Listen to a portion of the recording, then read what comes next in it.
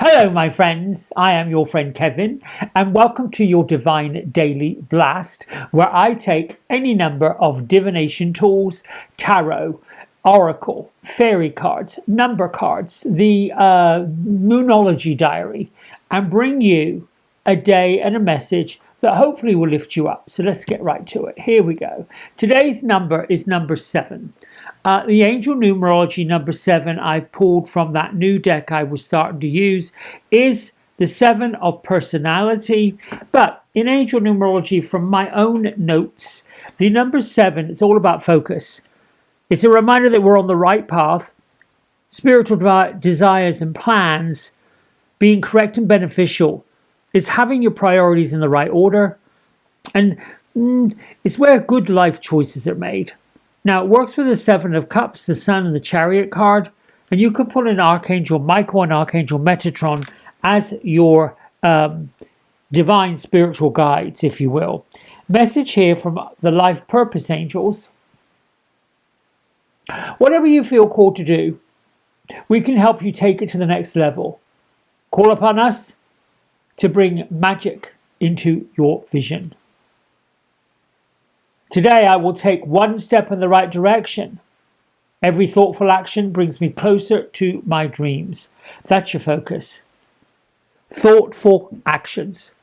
What do your thoughts inspire you to do? We all have them. There's a desire, and there's possibly a fear. The desire is linked to love. Fear is not linked to love. Both are connected to the ego, and the ego can keep us trapped in our thoughts, in our problems, in our fears, or it can liberate us into opportunities that we would never have seen before had we not had the thought and the gumption and the desire to do it. My isms today: I am tending to the garden of importance. What is important? What is your priority? I'm on the right path of the best divine benevolent outcome in all areas of my life, and so it is. I might add to that, every aspect of my life is working out perfectly. All is well. Keep going with that every day.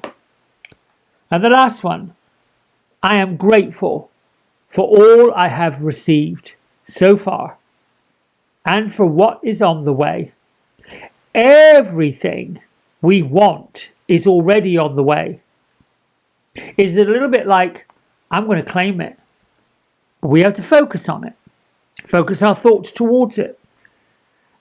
Stave off the desires that it won't happen. Now, using Yasmin Boland's Moonology Diary today, the moon is in Aries.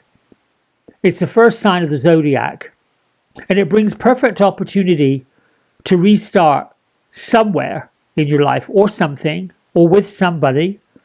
And thanks to the lovely Jupiter-Venus connection, it is especially powerful for romantic restart. Now, I hear single people, myself included, who may say, I'm not really up for romance. Why is this talking about romance? Why is this talking about relationships? I've already got a relationship, or I don't want a relationship. I like being single, and on and on and on it goes. Well, then it doesn't apply to you. You don't have to worry about it. You don't have to fret about it. However, if you have been somebody who's fretted about it, worried about it, been concerned that you are not in a coupled relationship, well, then be grateful that one is on the way. Take it even further with your affirmations. Imagine if you had a choice. It reminds me of Blazing Saddles, where the character played by Madeline Kahn stood in front of a line of soldiers, many of them who had no trousers on. And the scene was where she said, yes, yes, yes, yes, no, no, yes, yes, no, no. She was just choosing what she wanted. Amazing. Anyway, done. The Holy Amethyst has been with us all week long. The Holy Amethyst works with that beautiful, gentle violet light. She brings the light of love, the light of spirituality into her heart space. Let it fill up. I've done a visualization for you to imagine the space in your heart space. If you were to put your fingers right on your sternum and sort of connect that area, it's sort of in the center of your body, really to the right space of your heart muscle. And imagine that light just expanding outward, upward, downward. And you could be walking. You've seen some of the images, I'm sure, in different movies where the person looks almost translucent. Well, that's who we are. Based on our breath, our thoughts, our intentions, we expand that light outward, upward, downward, all around. I had a lovely conversation yesterday with the friend of the channel, Miss Joanna. She was taking a walk and she shared with me that somebody approached her and said that I think it was a he, could have been a she, I don't know, said how glorious she was, how he could see her light. Asked if she was an angel. Now, you know, some might argue the person was probably tripping. Well, no, I probably would say, no, I'm not an angel, but I have got angelic energy, and thank you very much for noticing. Move on. These are things that people see, feel, know. We see it, we feel it, we know it. Now it's time to claim it, according to Hilarion. The divine emergence.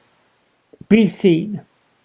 Let the world know your gifts. It's time to come out of hiding. Energetically, you have taken some time to retreat and recharge.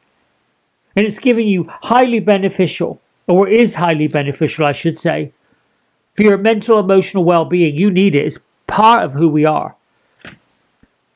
It's time to re-emerge. It's not a time to get comfy or fall into old ways of being, because the old you really would like to hide behind fears of perception, fears of judgment, fears of I shouldn't, I couldn't, I wouldn't. We were not, none of us, born to suffer. We weren't put on this earth to struggle and strive.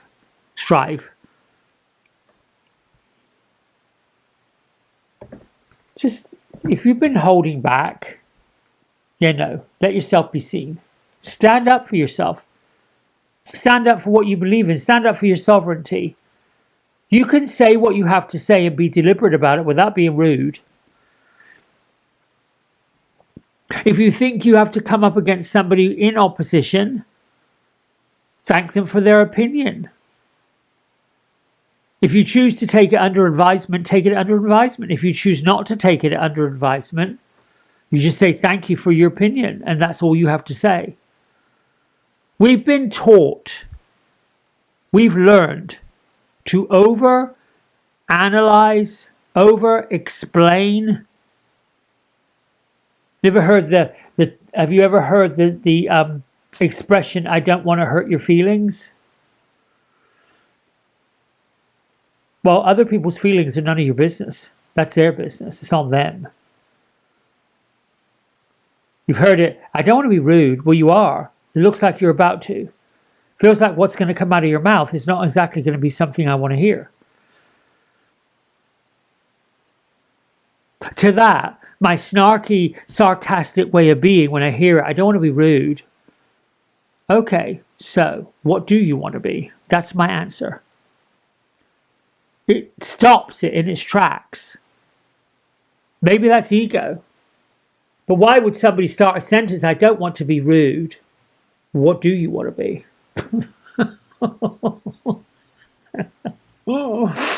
You can even get even snarkier and say, well, do you really know what you want to be? Because we know rude isn't it. I'm being so silly today. Message from Louise Hay in her daily diary, but I absolutely love this wonderful, looks like a duckling or a chick. Now, if I had to guess, I'd say this was a baby flamingo based on its colors. but without seeing its legs, I really couldn't tell. But you could almost tell that neck would eventually extend. And this wonderful duck is paddling in a pond with nothing but pink lilies. And the message: I am a decisive person. I follow through and support myself with love. Now think about it. If you support yourself fully with love, does it really matter if other people are supporting you? That's a big question. We can surround ourselves with loving people, and Lord knows I do, and I'm grateful for each and every one of them, all of you included. But I also have enough love and respect for myself now, hasn't always happened, that I get it. Hence the Strength card. The Strength card is number 8 in the Major Arcana Tarot deck. Now,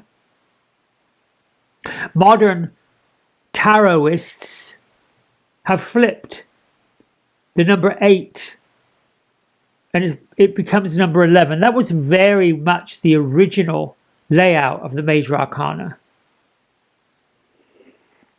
So if we go forward, we can find strength that symbolizes our inner power, our courage, our patience, our emotional intelligence. And it's representing a conquering of challenges. And the way we conquer challenges through resilience, compassion, self-control, not brute force. It's a reminder that true fortitude comes from mastering your own primal instincts and staying calm under pressure. We see our queen. She is hypnotizing the Bengal tiger. Found a lot of tigers this week. And the tiger is just laying there, taking it in, taking the light from spirit, taking the love from spirit, and taking the strength from spirit. Who's to say she isn't saying, I'm an angel. I'm here to calm your fears. You don't need to be afraid of me. I'm here to impart strength in you so that you don't feel the need to attack people. Who knows? Let's hear from the fairies. Fairies, fairies everywhere. Come forward if you dare.